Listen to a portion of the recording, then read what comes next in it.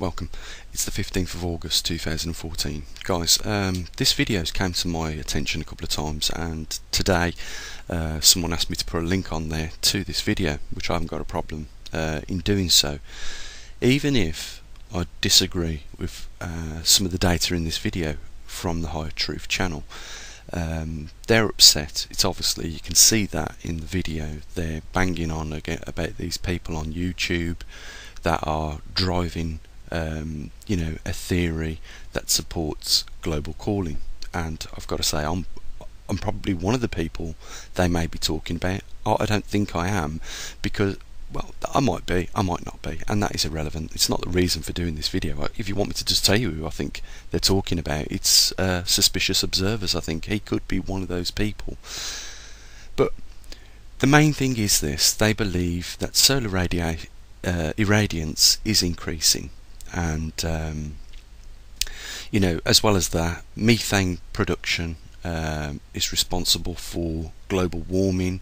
An increase in ocean temperatures is all leading to this theory that they're basing their assumptions on, that states it's going to be increasing in temperature. So we're not going to be getting global cooling from this point out, we're going to be getting global warming.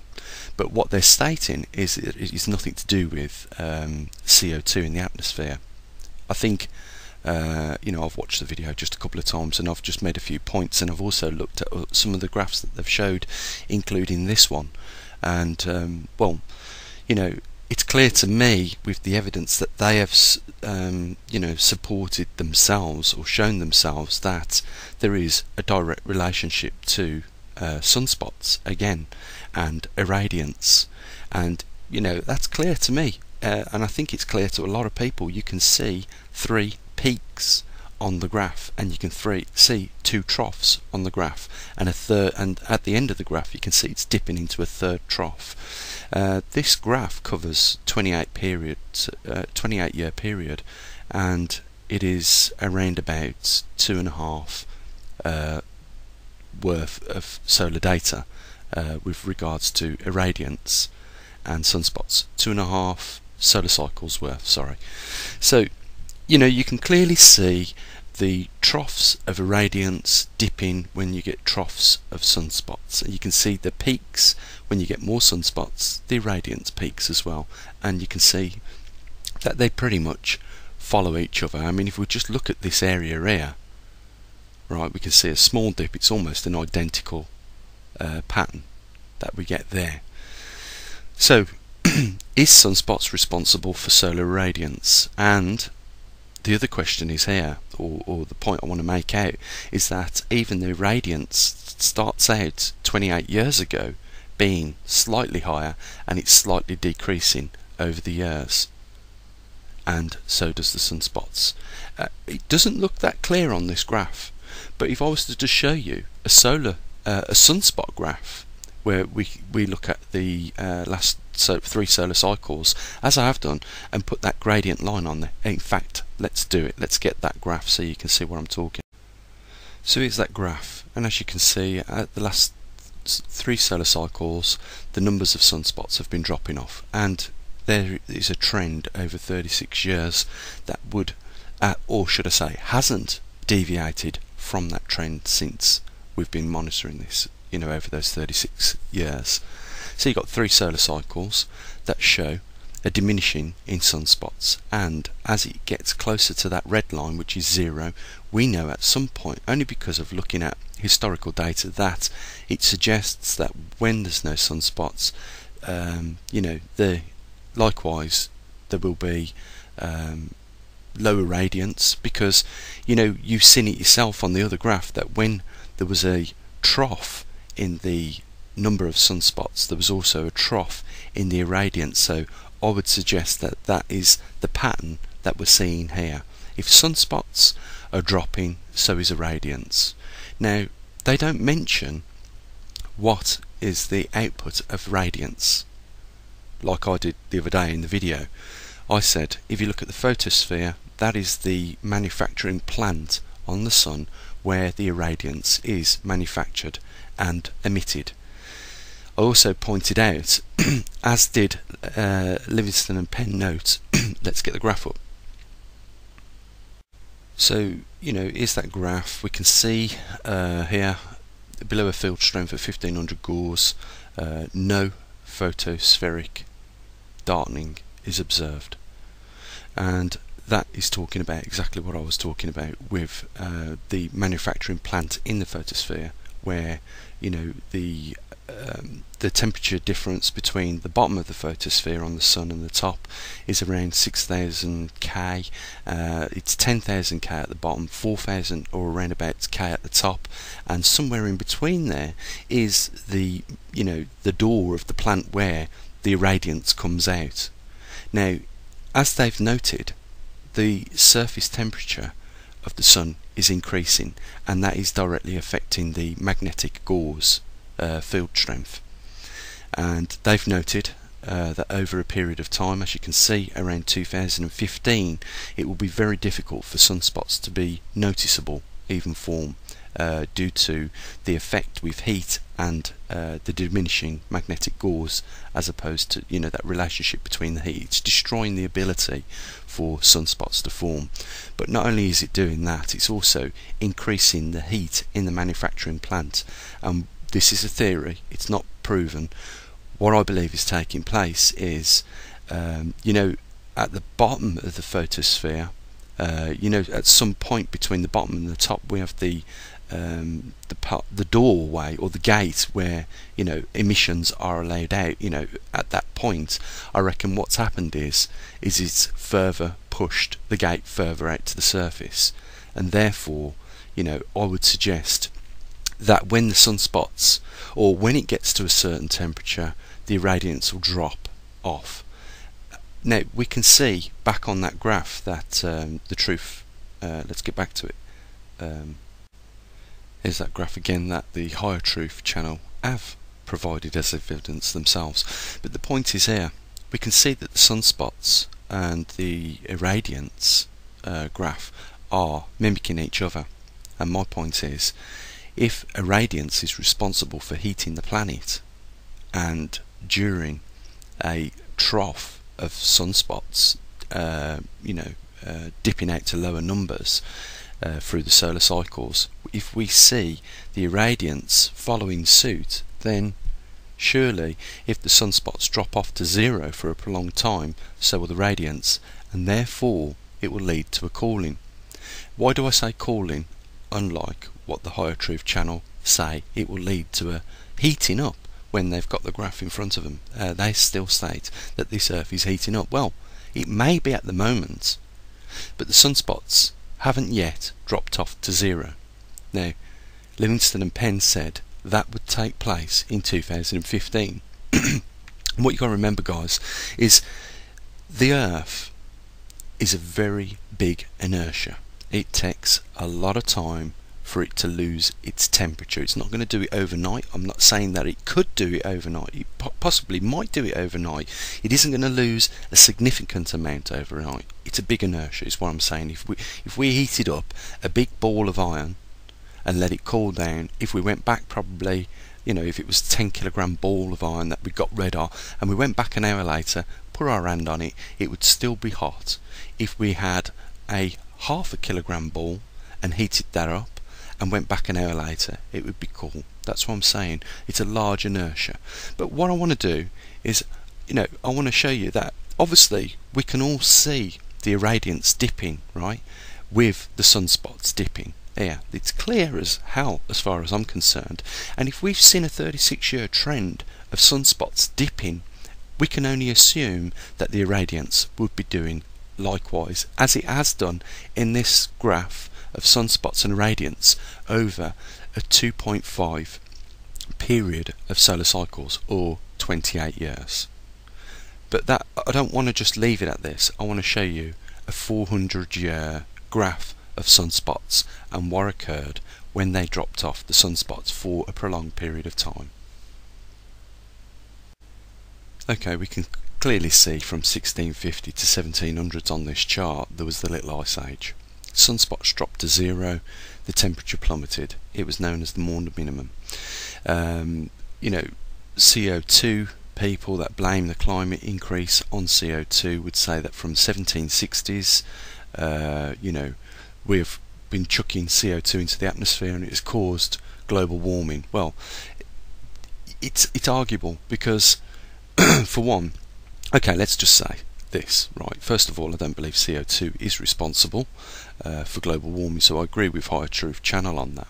I agree with a few things on them. It's just I don't see this, what we're witnessing now, leading to a global warming or a runaway catastrophe that could be related to global warming as they do.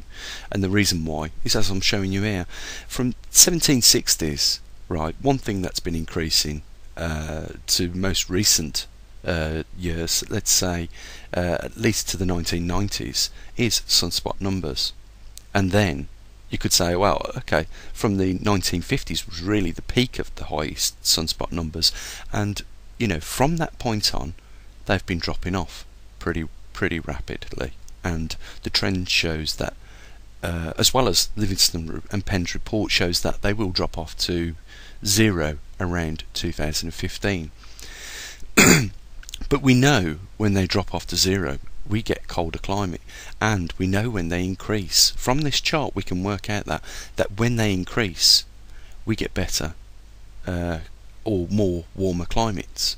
We have been having an increase at least from the 1760s, which was the Industrial Revolution, and also why they thought it was ourselves putting the CO2 into the atmosphere that causes global warming. Your global warming scientists are leaving the CO2 on the side now, because I think most scientists, at least that look at some of this data, do see a comparison with sunspots and climate on the Earth. Now I'll just say this: if the sunspot numbers drop, so does the irradiance. We've seen that in the graph that the Higher Truth Channel put up there. We've seen that the irradiance follows sunspots, and if sunspots drop, so does the radiance drop, and therefore so does solar heating from the sun. The solar constant is providing the heat for the planet, and if its output is less due to that manufacturing plant in the photosphere, if less radiation is able to escape because of HO or hydrogen ion coupling blocking that leaving radiation, and it isn't just infrared, it also blocks visible light. It traps that from leaving the sun surface. If that if its production reduces, so does the emittance of heat, let's just say that, on the planet, and it will reduce the climate. But it's not going to do it overnight. What we've got to wait for is back here, just before the 1650s took place, there was a period where it had to reach zero. So that's what I'm saying. This isn't going to happen overnight. Even with the Livingston and Penn report showing that by the time it gets to 1500 gauge, let's go back on that graph. Having said that, there's a few of the things that the Higher Truth Channel have mentioned. They've mentioned methane gas. They've mentioned the Arctic region, is melting, and therefore, it could be releasing this methane gas. Methane being a trimolecule could be, a serious greenhouse catalyst. You've mentioned the ocean currents. You've mentioned, that you believe all this leads to a global warming, and you've also mentioned, right, the die-offs of fish and other species. But you've not mentioned the likelihood, and it could quite simply be a link. I'm not saying it is, but you've not mentioned Fukushima and the Pacific being poisoned by a lot of the radioactive poisoning spilling into the ocean. You've also not mentioned the BP oil, which would have had an effect on the conveyor, which has been proven in scientific experiments where they inject warm water which is dyed, so that they can see the the thermocline, they can see the fluid motion of warm water in colder water, and they've also injected oil into that, and it slows the the speed of that fluid warmer water. But you've not mentioned that, which could all be related. Any one of those things could be related to the die-offs with regards to the species that you talk about. What I'm saying is also the eco chain depends on certain species, and if the certain species are affected, then it's going to affect up the eco chain with regards to that. You mentioned that you had a team of people working with you, and they sort of like lost a bit of interest because there wasn't a lot of money there for them. There was very little money in it, so that they went away. But now recently they've came back with a lot of anger because of this is still being talked about. I'm prepared. If you're prepared to send any data, I'm prepared to examine it, and I'll give you my unbiased opinion on that data. My professional opinion. I have stated on my channel that I'm a qualified scientist, and I will look at any data you send me, because at the end of the day, I am always open-minded and prepared to have a listen to what anyone else has got to say. Now, if you've got an argument and you've got facts to rebut that argument, send them to me. I will talk to you on Skype with this, because at the end of the day, I think we can both agree on something. We can both find common ground on something. There is massive changes taking place, and there is a lack of awareness with regards to these changes, and it is not clear. I will say this, it isn't clear cut as to what is the cause, or what will be the changes of the future if this continues. But we do both, I believe, see severe changes taking place, and it is enough that it has captured our attention as to a point where we know this is not good for the planet and its inhabitants across all biodiversities, all ranges. So what I'm saying here is, I will look at your data, and evidence, and I will give you my opinion on that. I'm prepared to work with you. I don't, like yourselves, receive a great deal of money for the work in which I can understand what you say when you talk about the length of time it takes to put some of this stuff together in a video and put it up there, right? So I can relate to that, and I like I've said this month, I think what I've managed to raise by private individuals has been around about £30, and when you have equipment that you've, like I did this month, a pair of earphones and a mic or a headset break, £14 of that went on that. It's just, it's a shame, because there are people obviously genuinely interested in what is taking place on this planet with regards to the ranges which we talk about in these videos, and we're unfunded, and we know that some of these departments that are funded with millions and millions of pounds, at the end of the day, when they've done the day's work, they go home and they switch off. I think we're different sorts of people, because we do it for pretty much nothing, and we're trying to warn people of these things that we've noticed.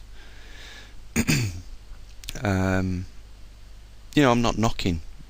I'm not trying to attack you. What I'm trying to do is understand why you feel the way you do about your theory, and I'm open enough to say that I'll have a look at your data, and work with you. And I think there's not much more else to say. Guys, it's worth having a look at the Higher Truth channel if you've not, and see what they say. Like I say, I do agree with some of the things, but I can't agree with the fact that irradiance is increasing and causing the planet to warm up, because I just don't see the evidence for that yet. And with that, guys, I'll say what I usually do. There's a lot of information out there, and I think it's worrying. Especially when there's more than one channel coming out with contradictory information to what others are putting out there, and you know, this just leads to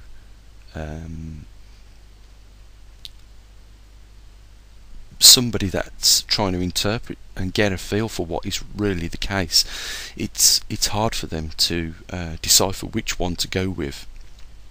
You know, I think you know, if we're going to go anywhere with spreading the awareness, I think what we need to do is agree on a few points. Maybe I've got 40% of the information which is correct, maybe someone else has got 40%, and perhaps if those two 40% come together, there's 80% of the information then more accurately being put across there to people. I don't know. Anyway guys, I'll leave it with you. My offer stands to the iTruth channel.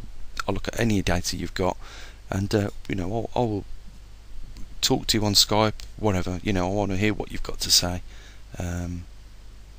And there's nothing else to say on this matter, guys. As usual, be safe. You know, be aware of what's happening. I think, you know, the changes are becoming more noticeable these days than ever. And as always, I'll say bye for now.